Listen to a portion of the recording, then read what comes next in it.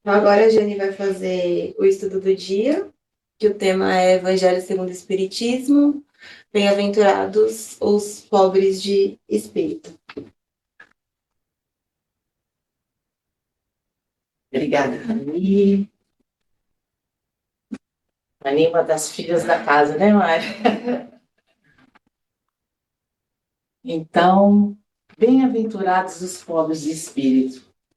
Vamos iniciar, então, após a prece, após as leituras, após elevarmos os nossos pensamentos, vamos analisar aqui agora. O que é um bem-aventurado? Bem-aventurado, segundo a Bíblia, né, é um adjetivo que significa uma pessoa muito feliz, né? Um adjetivo. E um substantivo é aquele que nomeia aquele que tem a glória nos céus, porque teve uma vida regrada, uma vida de pensamentos elevados, de bondade, então tem a glória dos céus, é um bem-aventurado. E segundo o dicionário, é um estado de plena felicidade, extrema felicidade. Então a gente pode ler, extrema felicidade são os pobres de espírito, um exemplo, né? Então, são os felizes são os pobres de espírito e bem-aventurados são os pobres de espírito.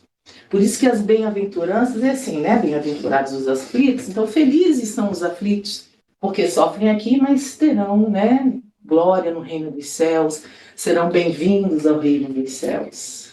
Então, essa é o significado de um bem-aventurado, né? Então, o orgulho é essencialmente competitivo. Quem tem orgulho muito forte no seu coração, ele tem um ímpeto de competição, né? Se alguém está se sobressaindo, ele tem que arranjar uma forma de sobressair mais. Ou se ele não consegue, ele arranja uma forma de denegrir aquele que está sobressaindo. Então, o orgulho no nosso coração é uma competitividade com o outro. Se você sentir isso, porque todos nós nesse planeta, a gente sente isso. Não adianta dizer, eu não sou. Tem graus pequenininhos, médios e grandes, e a gente deve fazer a autoanálise. Se eu tenho isso no meu coração, plim, acende lá a luzinha para que a gente veja o nosso defeito, aceite o defeito e tente extirpar dos nossos corações, porque é um defeito grave. E se a gente está caminhando para a regeneração, isso vai ter que sair do nosso coração, não pode ficar. E a gente tem que fazer o possível, até se sacrificar para não ter orgulho no nosso coração. E aí do lado já tem a vaidade, né? Que é orgulho e vaidade são muito parecidos. Então, ao afirmar que o reino dos céus pertence aos simples, Jesus quis dizer que sem a simplicidade de coração e a humildade de espírito, nenhum será admitido neste reino, entre os ignorantes que possuem essas qualidades e o sábio que acredita mais em si do que em Deus, o ignorante será preferido. Quer dizer, tem um bam, o cara mais inteligente do mundo. Não tem o homem mais rico do mundo, aí tem o cara mais inteligente do mundo. Mas ele é super orgulhoso, ele se acha até melhor do que Deus. Aí tem o ignorante. Independente da classe social, tem um ignorante. Mas ele é humilde, ele é simples, ele é bondoso, caridoso. Vocês acham quem é que vai entrar no reino dos céus? O Bambamã só porque ele é intelectual inteligente? Não. Pode ter até um intelectual inteligente humilde de coração, é claro. Mas se não for, a preferência vai ser pelo ignorante, mas que seja pobre de espírito, do que um orgulhoso, né? Em todas as circunstâncias, ele coloca a humildade entre as virtudes que nos aproxima de Deus, enquanto o orgulho é uma revolta contra ele. O que quer dizer uma revolta contra Deus? Por que ele está falando que o orgulho é uma revolta contra Deus? Porque os orgulhosos, como dizia Paulo, eles buscam o que é seu e não o que é do Cristo. Né? Tipo assim, que se faça a minha vontade. Né? Eu quero que faça a minha vontade. Independente de qualquer outro, tem que ser. Então, o orgulhoso diz assim: eu quero da minha vida isso. E o humilde, o pobre de espírito, fala: o que Deus quer que eu faça da minha vida? Qual é o propósito de Deus na minha vida? E não assim, eu quero a minha vida assim. Então é melhor falar assim: ó Senhor, qual é o caminho que eu devo tomar? Qual é o melhor caminho que eu devo tomar? Quantas pessoas queriam fazer uma profissão e de repente tudo corrobora para outra profissão, né? Tem gente que quis fazer medicina, de repente está fazendo lá psicologia, né? Tem gente que quis fazer engenharia, está lá como professor, porque a gente vai seguindo os desígnios de Deus e a gente não pode se revoltar, porque os desígnios de Deus, o nosso mentor, vai levando para aquele caminho e a gente tem que agradecer sempre por tudo que nós temos, o que somos, como é que a nossa vida está indo, porque é uma submissão aos desígnios de Deus. Então, pobres de espíritos não são os fracos de inteligência ou sem cultura. Não é isso. Então, a gente tem que bem pensar. Quem são os pobres de espíritos? São os humildes, os que reconhecem muito pobres em evolução, aqueles que, mesmo tendo muita cultura, sabem que ainda nada sabe e esforçam-se para evoluir. Então, você vai estudando, vai adquirindo conhecimento, de repente você esbarra num conhecimento, gente, mas para saber isso, eu preciso saber disso. Aí você vai para aquele outro conhecimento, gente, mas para saber disso, eu preciso saber disso. E você se convence que você não sabe nada. Porque cada vez que você vai estudando, vai abrindo um leque para outras coisas, que aí você vê, gente, eu não dou conta, é muita coisa para me entender isso aqui. Então a gente tem que ficar humilde e simples e saber que a gente realmente, o que a gente sabe num planeta de provas e expiações, é uma poeira aí nas leis divinas, nas leis naturais. Tá? É importante a gente ter isso no coração. Hoje, quando a Paula leu o Evangelho, que ela falou da bater a face da outra face, eu acho que casa um pouquinho com isso aqui também, porque nessa humildade, na verdade, é você realmente mostrar as virtudes que Deus, quando você consegue silenciar a agressão de alguém. Exatamente, isso aí é uma humildade. Receber um tapa na cara e você oferecer outro, não é chegar assim, bater o outro, pode bater aqui. Não, isso, o significado dessa passagem que o Mário falou muito bem, a gente comentou até em casa, né, amor? Nós sabemos que oferecer é não se vingar. Alguém vem brabo com você, você silencia, mas não retorna isso, porque você vai vibrar com ele. Tem aquele caso do Chico, que ele estava andando e veio uns obsessores e, sei lá, ele tropeçou e caiu, bateu com a cabeça no chão e fez uma ferida que sangrou muito. Quando ele levantou, que ele olhou, Emmanuel, ele corria para o mentor dele, né? Ele falou assim, agradece. Aí ele, muito obrigado, Senhor. Aí começou a agradecer, fazer a oração dele, levantou, foi para casa, até levou ponto. Depois ele perguntou, Emmanuel, por que você pediu para eu agradecer?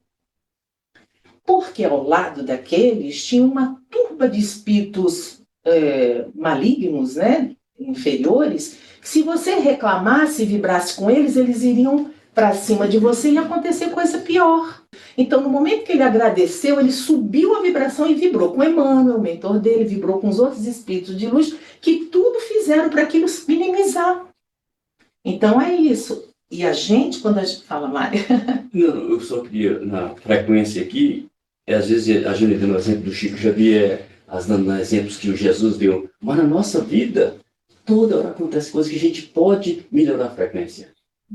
Todo momento nós somos agredidos, não, porque nós também não somos santos, né? Então a gente já não está numa frequência muito boa, mas se a gente prestar atenção, a gente pode melhorar a frequência e evitar esses choques desnecessários. E muitas vezes não é com a gente, né? É a própria pessoa Isso. Com ela mesma, e aí tá ali como, né, no momento, não é com a gente, não é pessoal muitas vezes.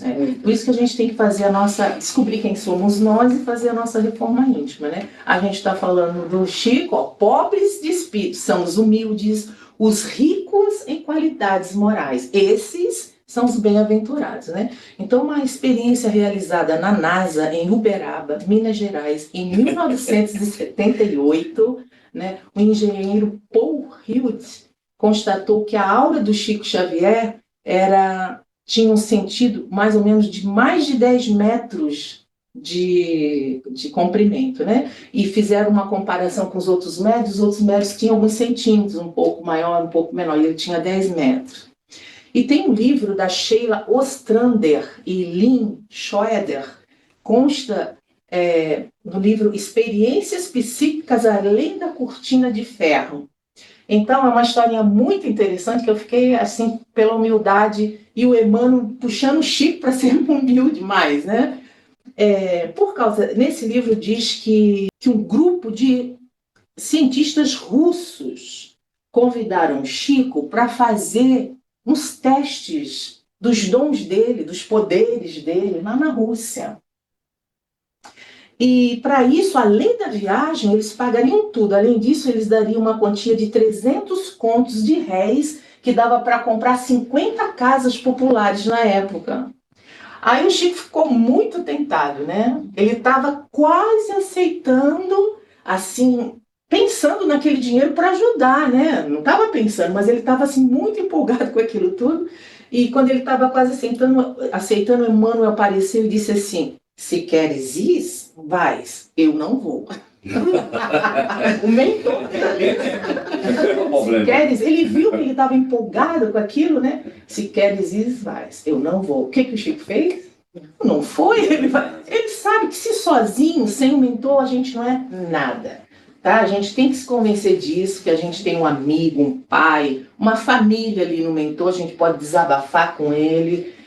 Tem gente que crê um pouquinho, tem gente que crê muito, então, né? Eu acho que quem crê muito no mentor tem mais consolação nas dificuldades. Então, a gente precisa, né, sentir o mentor e conversar com ele. Ninguém pode dizer que está sozinho. Nunca ninguém pode estar sozinho. Porque se você falar para o seu mentor que está sozinho, ele vai perguntar: mas eu estou aqui. Quem que você quer mais que eu traga? Aí traz um monte de gente, né?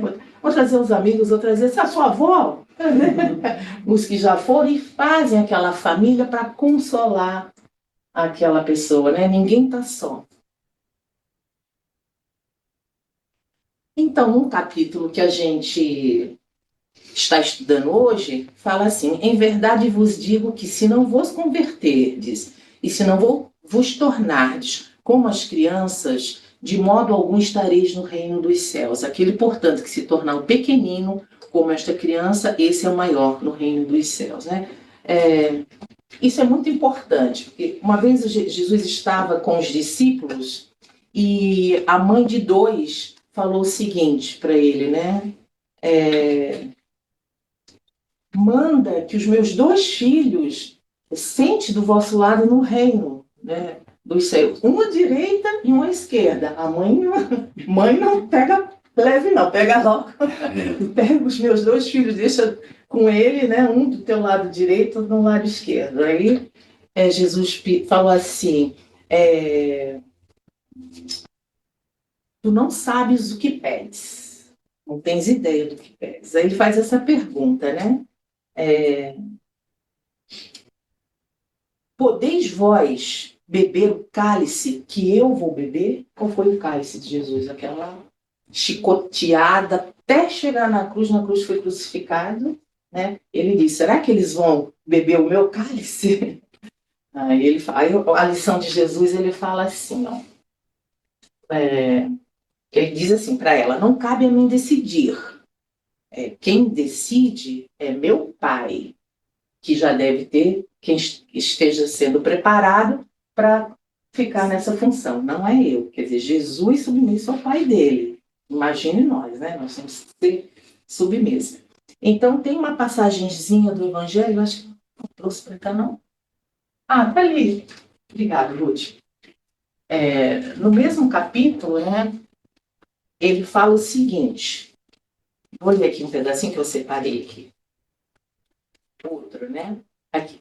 Jesus, olha, outra historinha. Tem essa que Jesus mostra, submisso à vontade do Pai. E tem uma outra em seguida, no mesmo capítulo, que ele fala assim: Jesus entrou em dia de sábado na casa de um dos principais fariseus para ir fazer a sua refeição. O que lá estava observaram. E Jesus, notando os convidados chegavam e escolhiam logo os primeiros lugares. Né? Eu nem vou ler aqui, porque eu vou falar com as minhas palavras que... Então, queriam os primeiros lugares. E Jesus observava isso, né? Aí tem um que sentou lá na frente, que o dono da festa chegou e falou assim, será que você não pode ir para lá? Porque eu tenho meu amigo ali que eu quero que ele sente aqui. Então ele, envergonhado, levantou do primeiro lugar e foi para o último, porque ele tinha alguém importante. Então Jesus falou, para que vocês não se envergonhem, né?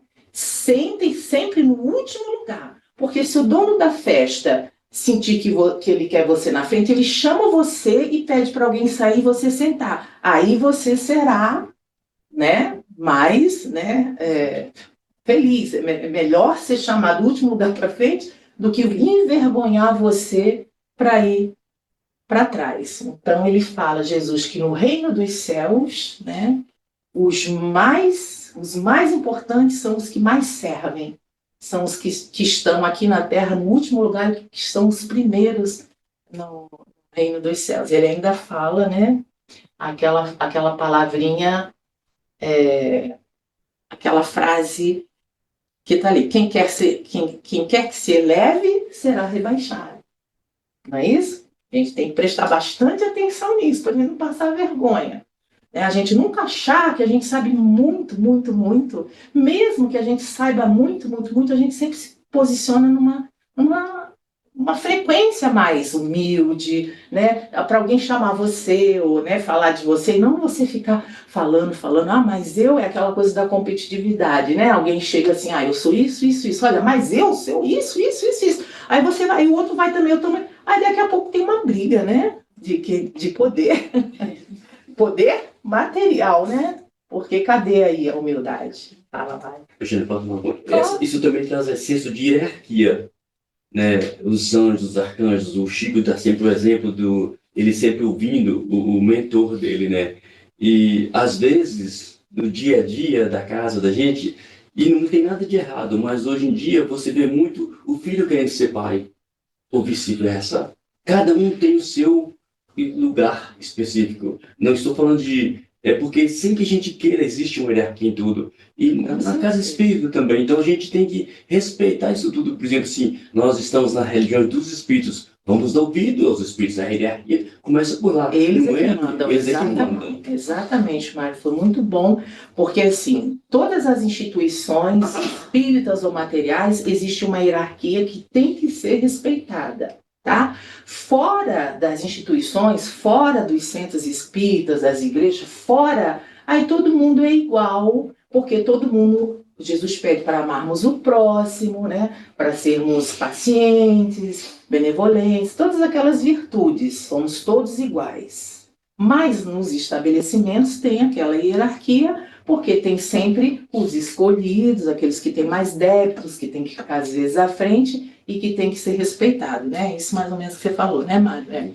A humildade respeita o ser humano não pelos seus haveres, mas por suas virtudes.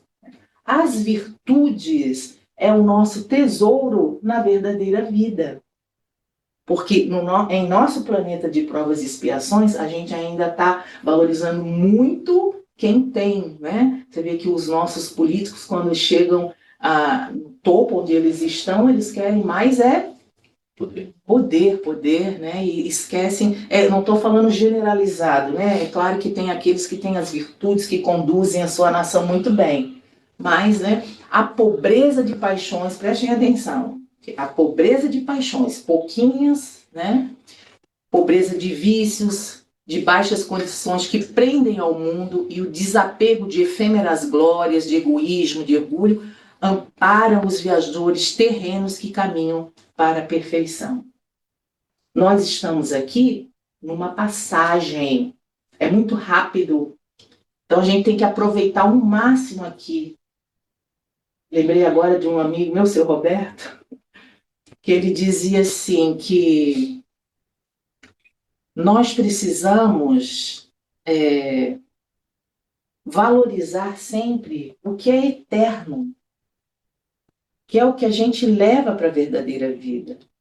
E o nosso planeta aqui é um planeta de provas e expiações. No nosso sistema solar, ele é como se fosse uma comunidade, assim, vamos supor assim, no Rio de Janeiro, as favelas, né? A Zona Sul seria Júpiter, um exemplo, né? Assim, sei lá, Arraial do Cabo, as praias, seria Júpiter. E as favelas seriam o planeta Terra. Isso. Então, na nossa constelação, o nosso planeta é aquele lugarzinho mais, sabe? É o hospital, tem os doentes, os necessitados, de tudo, né? E também tem as facções, né?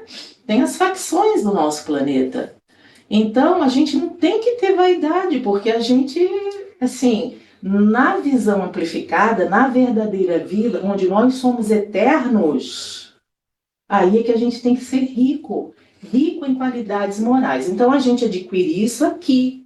Aqui, a gente adquire isso, não interessa a condição social daqui, tem que ter o coração rico em qualidades morais e pobres nas paixões, nos vícios, nessa parte inferior, tá? É muito importante a gente despertar para isso.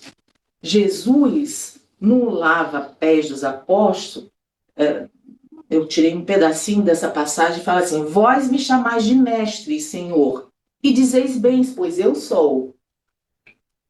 E se eu, senhor e mestre, vos lavei os pés, assim deveis fazer uns aos outros. Está lá em Jó 13:14. O que significa isso? Será que Jesus pediu para a gente sair por aí lavando os pés de todo mundo? Claro que não, a gente tem que interpretar. Então eu gostei muito do que o Richard Simonet, que é um espírita muito conceituado no Brasil, que ele fala assim, a resposta é não, né? Como disse Richard Simonet, o ensino é magistral. Para Deus, o maior será sempre aquele que mais disposto estiver a servir. Na família, com os amigos, ele está sempre querendo ajudar de alguma forma, né? O que mais se dedica ao bem. O maior espírito que esteve na Terra, que é Jesus, mostrou que não veio para ser servido, mas para servir. Quem é Jesus? É o modelo e guia da humanidade. Não é do Brasil, não é daqui, é da humanidade. Tá? Então, ele é o nosso modelo e guia. A gente deve, quando a gente está com dúvida, meu Deus, o que eu vou fazer? Chico, quando tinha as dúvidas dele, o que Jesus faria? É claro que nós, imperfeitos que somos, a gente não vai fazer exatamente como Jesus fazia, um espírito perfeito, mas a gente vai olhar assim, Jesus fazia bem, Jesus fazia assim, eu não vou conseguir não, mas um pouquinho assim, eu vou tentar, né, ser mais bonzinho, vou tentar ser mais generoso, vou tentar ser mais gentil. A gente tenta e assim a gente vai fazendo a nossa reforma íntima e a gente vai modificando, né? Então Jesus realmente é o símbolo da humildade. Esse aqui eu não podia deixar de tirar porque de falar, porque Sócrates, no Evangelho segundo o Espiritismo, na introdução, tem um capítulo muito grande falando de Sócrates. Sócrates, ele é o precursor das ideias cristãs e da doutrina espírita. No Evangelho segundo o Espiritismo, no início, na introdução, Kardec faz uma comparação praticamente de tudo que Sócrates fazia com todo o Pentateuco kardeciano. Então, se você vê, é quase a mesma coisa. O Sócrates, ele chegava nas praças e falava com os jovens da alma, da vida após a morte, tudo que a gente desconhece na doutrina espírita. Ele foi condenado por isso, à morte, porque ele estava desvirtuando os jovens, né? E muito interessante a humildade desse espírito de Skoll. É uma grande humildade, porque quando ele foi preso, a esposa dele, a Xantipa, ficou muito desesperada. Você saber que o seu marido, que você está lá há quantos anos e que ama, está condenado à morte, ela chega, Sócrates, os juízes te condenaram. E o que ele fala? Que tem isso, né? Eles também estão condenados pela natureza. Ele quis dizer que todos nós estamos condenados à morte, porque todos vamos morrer pela lei da natureza, a lei divina. A gente morre, todo mundo, né? Mas ela diz, essa condenação é injusta, soluçando e muito triste. E o que ele fala? E querias que ela fosse justa? não podia, né? Mas naquela época, se aquelas autoridades olhassem você fazer uma coisinha errada, já mandavam te matar, né? Era uma época difícil no nosso planeta. Graças a Deus a gente melhorou, né? E ele a esclarece com um olhar de paciência, que ele tinha muito essa qualidade, além de muitas outras, né? E Emmanuel que fala: Senhor do seu valoroso e resignado heroísmo, Sócrates abandona a terra, alçando-se de novo aos páramos constelados, onde aguardava a bênção de Jesus. Está lá no livro A Caminho da Luz, ali está, capítulo 10, página 95. Emmanuel, ele tem um texto enorme falando de Sócrates e dizendo que quando ele foi recebido, ele foi a umas cidades espirituais da mais alta luz, né? Ele veio há 470 anos antes de Cristo para semear aquelas sementinhas para quando chegar mesmo o cristianismo, que foi deturpado, mas aí veio Kardec, que consertou, né? E assim, sempre tem esses precursores. Então, qual é a palavra dele famosa? Só sei que nada sei. Ele se achava mesmo que às vezes ele tinha umas retóricas nas praças, às vezes aparecia na praça ali dos alunos uns intelectuais, que abordava assim umas coisas que ele se refletia, assim, meu Deus, é isso aí, eu sei muita coisa, mas depois que eu ouvi isso, só sei que nada sei, é aquilo que vai ampliando, né? É um exemplo de humildade. Inclusive, o Kardec foi questionado porque ele estava comparando a vida de Jesus, Sócrates e de Jesus, né? Mas não tem nada de ruim aí, porque ele fez a vida toda falando de alma, de vida após, explicando tudo como a gente sabe mais ou menos, né? E também foi morto injustamente, né? Então, não tem nada aí de blasfêmia ter comparado Sócrates com Jesus. Ele fez uma comparação de tudo que ele fez porque ele veio amando de Jesus antes dele. Você vai preparar lá o meu caminho, porque se não tiver um preparo ainda, talvez não fosse crucificado com 33 anos. Na hora que ele abrisse a boca já era preso, né? Humildade, gente. Jesus é o símbolo. A humildade é a virtude muito esquecidas entre vós. Está lá no capítulo, né? Bem poucos seguidos são os exemplos que dele se vos tem dado. Entretanto, sem humildade podeis ser caridosos com o próximo. Será que alguém vai fazer uma caridade com o próximo, ser gentil, né? Ou então ouvir uma ofensa e pensar assim, que Deus te abençoe, né? Mas não retrucar. A gente tem que fazer esse exercício, né? Isso é caridade. Então, como é que a gente pode ser humilde sem ser caridoso, né? Não, pois que este sentimento nivela os homens, dizendo-os que todos são irmãos, que se deve auxiliar mutuamente e os induz ao bem. Sem humildade, apenas vos adornais de virtudes que não possuís, como se trouxesses um vestuário para ocultar as deformidades do vosso corpo. E a gente sabe que isso tem muito, né? A gente tem que realmente ser bonito por dentro e por fora. Eu botei essa figurinha, não aparece muito bem, mas a outra apareceu. É o gatinho que se olha no espelho e vê um leão, né? A gente se julga ser muito mais do que nós somos mesmo. O orgulhoso. Humildade no Evangelho segundo o Espiritismo, o Espírito Luiz fala que a humildade se transparece nos brandos de coração. Que a caridade e a humildade, enfim, essas duas irmãs que se dão as mãos, são os títulos mais eficazes para obter-se a graça diante do Eterno. Ali, o gatinho, ele é tão orgulhoso que ele olha no espelho e se vê o rei dos animais, né? Olha lá como é que ele se olha.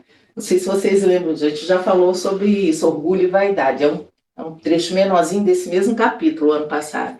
O que é orgulho? É um sentimento de dignidade pessoal, é um brio, é uma altivez e conceito elevado ou exagerado de si mesmo. Eu tenho uma amiga, minha professora até lá da congregação, ela dizia assim, eu tenho orgulho branco. Eu falei, nunca ouvi falar isso, professora. O que é orgulho branco? O orgulho branco é ver alguém que está se dando muito bem. Eu falei assim, que bom, que Deus o ajude. Eu também quero, né, estudar e ser assim.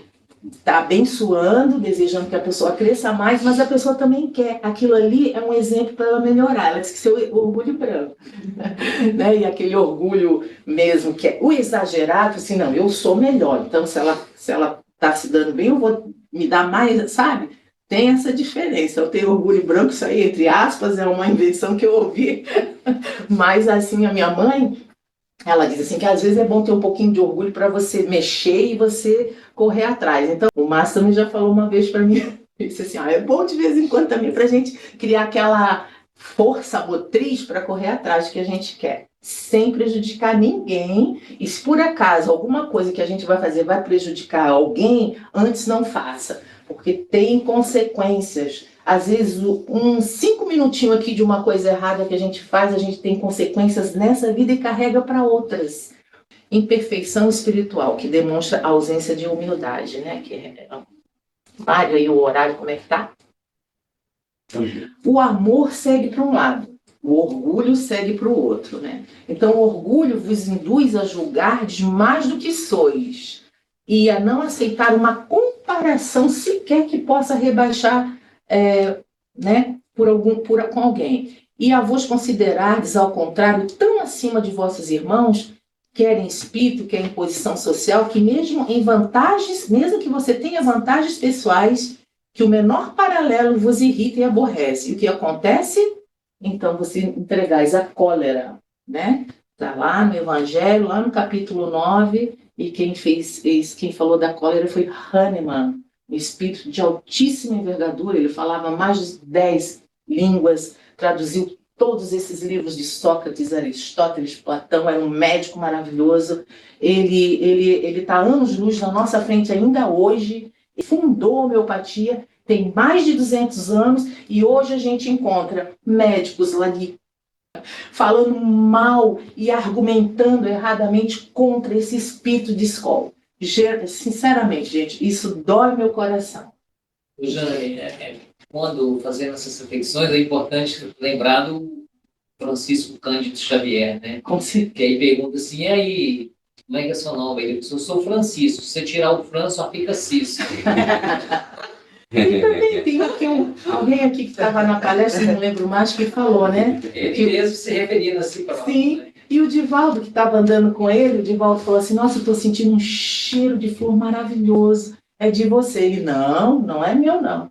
Aí andaram, o Divaldo sentia do não era. Quando cheirava do lado do Chico, é você sim, Chico, você está com um perfume maravilhoso. Não. Se for de mim, é Detefon. Foi alguém aqui que falou, não sei quem foi. Não sei se foi aqui ou se foi na reunião. Mas, assim, alguém sempre falava dele, ele sempre ficava... E perguntaram para ele uma vez, eu lembrei, perguntaram para ele, quando alguém chega e fala uma coisa muito boa de você, porque ele estava numa reunião, ele estava dando com as mãos assim, estava saindo flores, né? E um vidente falou, Chico, das tuas mãos estão saindo pétalas de rosas brancas, né? E ele perguntou como é que o Chico se sentia, ele se sentia envergonhado, né? Que às vezes ele fechava as mãos, se escondia. Porque o espírito de luz mesmo, quando ele desce em algumas regiões muito trevosas, o que ele faz? Ele se apaga para não humilhar os outros irmãos. Então ele se apaga mais para não. O orgulho é o sentido de separatividade, como a gente diz, é da disputa, aquele que se sente necessidade de disputar, quer ser o melhor. Isso aí tem que ser avaliado. Está calcado no meio, de ser subjugado, de não ser amado, da negação, da anulação, da morte, em última análise. Né? Isso aqui é umas coisas que a gente tem que avaliar. O orgulho impede de pedir desculpas, mesmo quando se reconhece que está errado. Né? Vamos ver se a gente encaixa aí, vamos fazer a nossa análise. Nos impede muitas vezes de desabafar, de contar algo que nos oprime, incomoda, né? Que a gente não quer dar o braço a torcer nem mostrar que está sensível, né? Leva para a direção contrária do que sabemos ter que ir, só para não dar o braço a torcer. Sua mãe diz assim, vai por ali que você não vai cair. Aí vai para o outro lado, cai, se machuca. Né? É o filho que não segue, um exemplo a grosso modo, não é? Vai por ali, mas vai para o outro lado.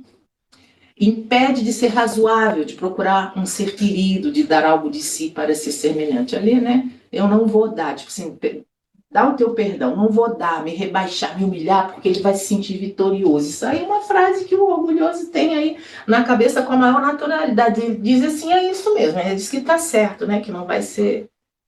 Características do orgulhoso: amor próprio muito acentuado, contrariar-se por pequenos motivos, por coisinha pequenininha assim, já tá zangado, não fala mais com você, né? Porque se acha, né? Então a gente tem que, vamos avaliar, vamos ver, né? Reage explosivamente a quaisquer observações ou críticas de outro em relação ao seu comportamento.